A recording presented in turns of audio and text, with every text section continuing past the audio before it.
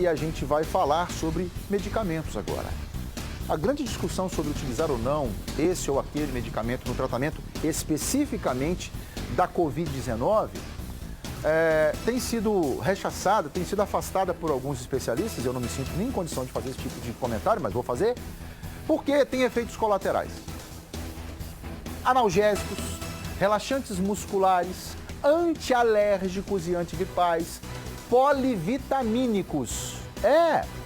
Estão entre os medicamentos mais vendidos pelas drogarias.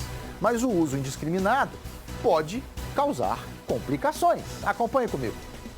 Na farmácia do Erickson, a lista dos medicamentos mais vendidos quase não muda. O medicamento numa drogaria, ele é uma venda muito sazonal, né? Mas há aqueles medicamentos que têm as suas particularidades, né? Que é de venda geral, né? Uma dipirona, um paracetamol, um medicamento antialérgico, um antitussídico, são medicamentos que giram normalmente na drogaria, que têm suas vendas expressivas, né? Nesse tempo agora, nessa mudança de clima, né, é predominante a venda de medicamentos para combater a gripe, são os antigripais, né? O que está muito diferente, principalmente por causa da pandemia, é o campeão de vendas, o grupo de vitaminas. De acordo com o dono da drogaria, que fica em Contagem, o reforço da imunidade tem sido o argumento usado pelos clientes. Nesses últimos 3 meses, nós vendemos praticamente o que nós vendemos o ano passado inteiro. Uma procura muito grande. Só para vocês terem uma ideia, a cada 10 medicamentos vendidos na drogaria, 3 têm vitaminas incluídas na venda. Então é um produto que teve uma venda expressiva nesses últimos dias, até mesmo em virtude desse período que estamos passando no país, né? Apesar de princípios ativos diferentes e dos efeitos colaterais que podem oferecer, os produtos que aparecem nessa lista têm algo em comum. Nenhum deles exige receita. Por isso, esse médico faz um alerta sobre o uso indiscriminado de medicamentos.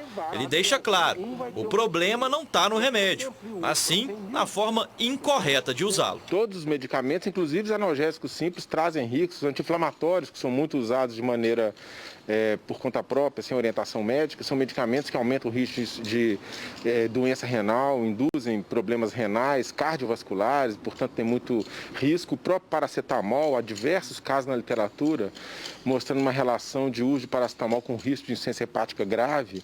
Agora, é claro que o paracetamol, por exemplo, é uma medicação segura e é usada no mundo inteiro. Mas é importante ela trocar essa ideia com o médico que a assiste, no sentido de saber qual o medicamento é o adequado dela usar no caso de uma dor, por exemplo, qual a dose que ela deve usar, qual medicamento ela pode associar com aquele, qual que ela não deve associar. O médico ainda reforça.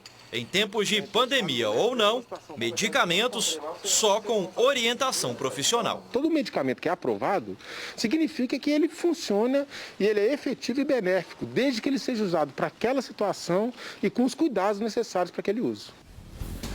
Bem, não preciso desenhar.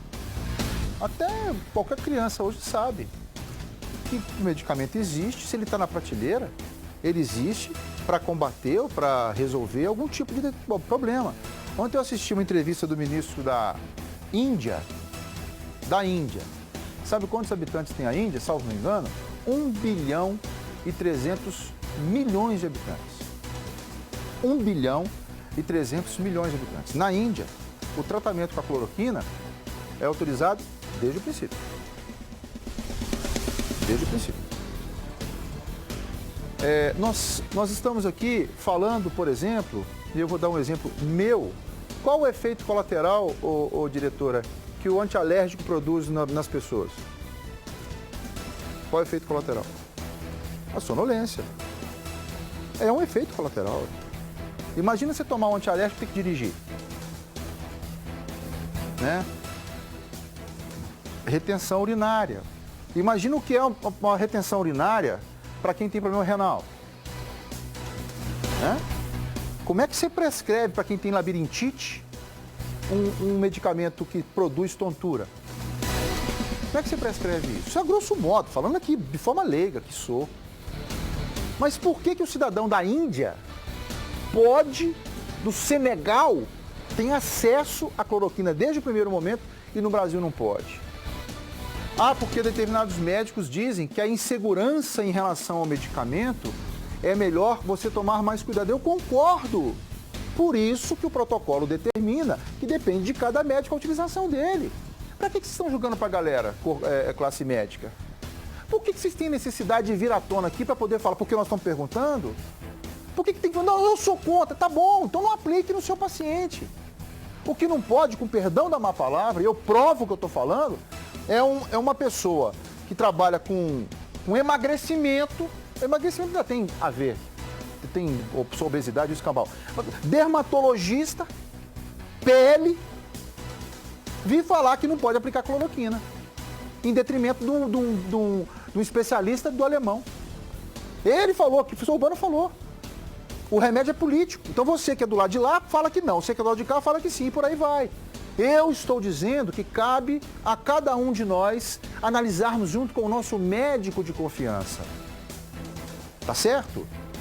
Porque se você pegar para ler a bula da Novalgina, da dipirona sódica, você não toma.